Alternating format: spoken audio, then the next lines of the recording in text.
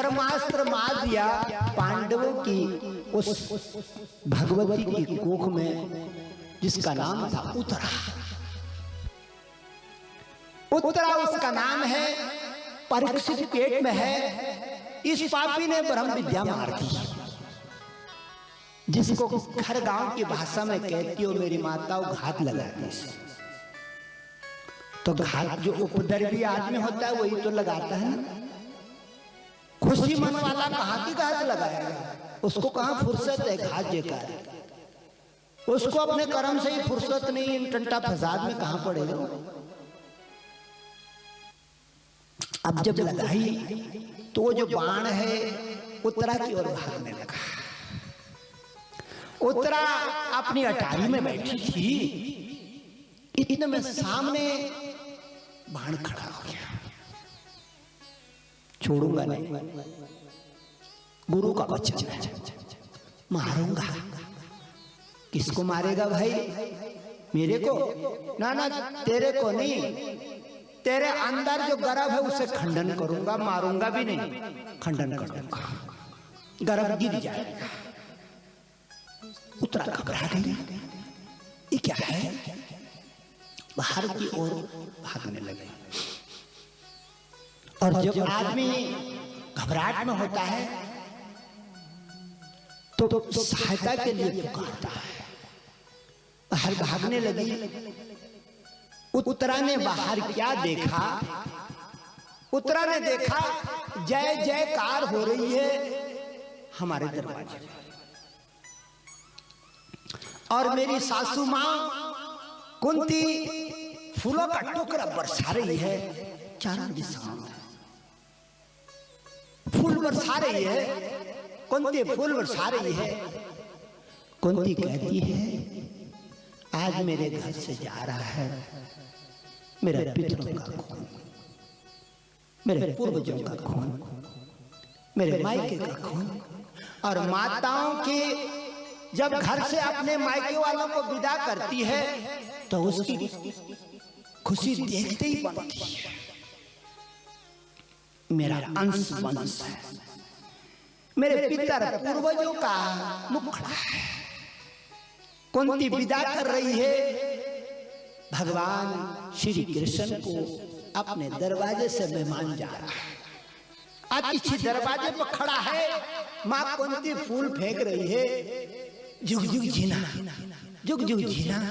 और इसी तरह जहां भी जाए मेरे कुल की प्रकाश को बिखेरते रहना।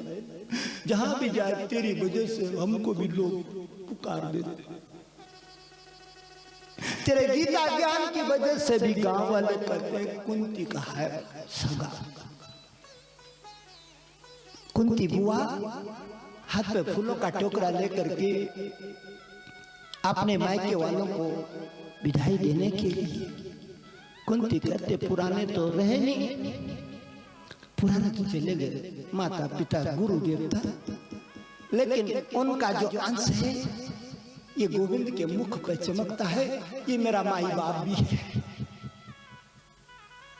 मेरी बहनों को अपने मायके में जब उनके घर के लोग भेंटने जाते हैं तो उनको अपने भाई में अपना पिता दिखाई देता है। पिता तो है नहीं, वो तो स्वर्गवासी हो गए, लेकिन भाई खड़ा है छोटा सा। उस देवी को भाई में अपना बाप दिखाई देता है। वही रूप, वही रंग, वही ढंग, वही बोल, वही चाल। इस छोटे से बच्चे की छाती में मेरा बाप आ गया, जिसका मैंने अनंत उपकार देना है।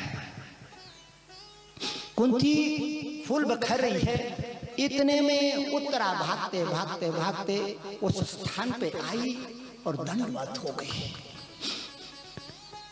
उत्तरा वाचे पाहे पाहे महायोगिन। मैंने सुना कि आप योगी हैं, मैंने सुना कि आप बहुत बड़े योगी हैं, मैंने सुना कि आपके बराबर कोई विद्याएं नहीं जानता है, मैंने सुना कि आप बहुत बड़े ज्ञानी है। हे योगी, मेरे पेट में आग लगने वाली है और कोई पापी मेरे गर्भ को नाश करने वाला है।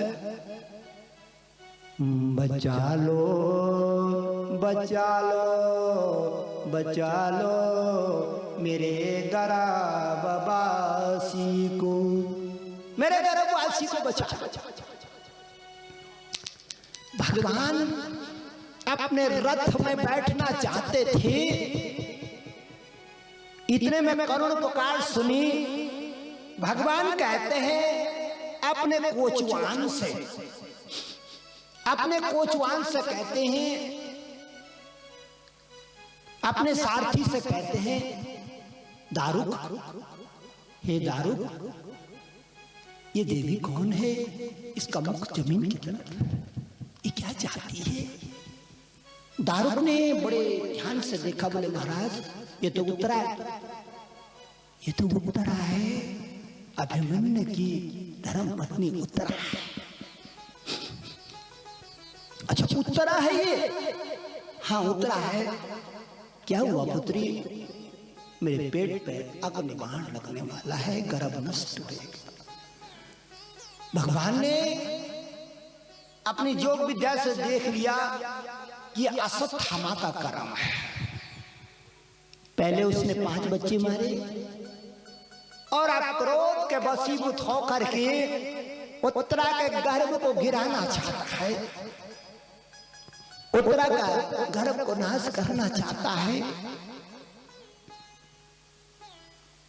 भगवान समझ गए, अब क्या करूं? बाण तो चल गया, बाण तो रास्ते में आ गया, थोड़ी देर में उसके पेट में प्रविष्ट हो जाएगा और गर्भ को सैकड़ों टुकड़ों में विभक्त कर देगा, एक भी टुकड़ा नहीं बचने। भगवान ने क्या किया? बचाना चाहिए, इसकी रक्षा करनी चाहिए। अगर ऐसे ही गर्भवास में आते हुए बच्चों का नाश होता रहा तो सृष्टि कैसे चलेगी? भगवान कहते हैं सृष्टि कैसे चलेगी?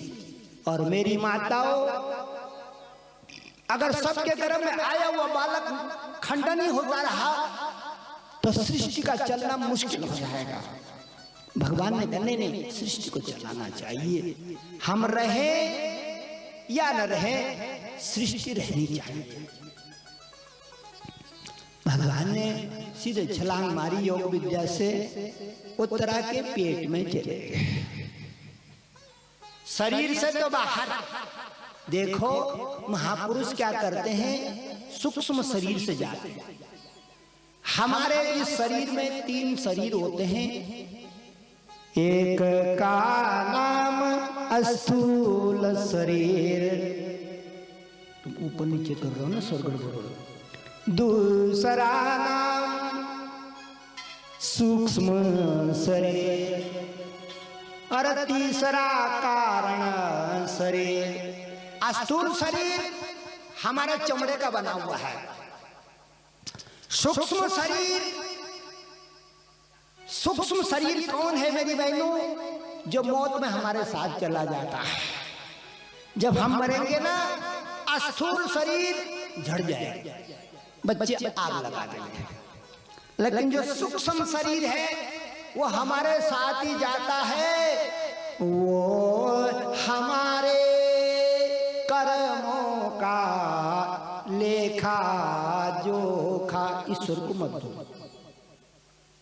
ये हमारे कर्मों का लेखा जो उसे मत जो खाए। सूक्ष्म शरीर ये हमारे कर्मों का लेखा जोखा है, ये हमारे कर्मों का रजिस्टर है। तो जब मरता आदमी तो सूक्ष्म शरीर भी साथ जाता है, और सूक्ष्म शरीर जब जाता है तो अगर इसकी मुक्ति नहीं हुई तो हत्या रूप में हमारी माताएं फिर घड़ियाली लगा देती हैं। वो बाहर रहता बैठा हुआ फिर कूद जाता है। तो जो वो आया है वो स्थूल शरीर नहीं है, वो सूक्ष्म शरीर धारी है। जो आगे मेरे को तुमने उस दिन खटाई मिठाई नहीं दी थी, फलाना नहीं दिया था, ये नहीं दिया था, और मेरे हिस्से का कपड़ा भी नहीं दिया था, मैं तो ये हो गया, फलाना हो गया। वो सूक्ष्म शरीरधारी भूत प्रेत, वो सूक्ष्म शरीरधारी जीव। तो कितने शरीर होते हैं? 3, स्थूल, सूक्ष्म और तीसरा शरीर कारण शरीर। पहला शरीर सबको दिखता है। दूसरा, अगर कोई आदमी अपने सूक्ष्म शरीर को जगा दे साधना से, और जगा भी देते, कोई अपने सूक्ष्म शरीर को जगा दे साधना से, तो उन चीजों को देख लेगा जिनको आम आदमी नहीं देखता। यानी यक्ष गंधर्व किरणों का जमावाड़ा आसमान पे। खेचर बोलते हैं उनको। क्या बोलते हैं उनको? खेचर।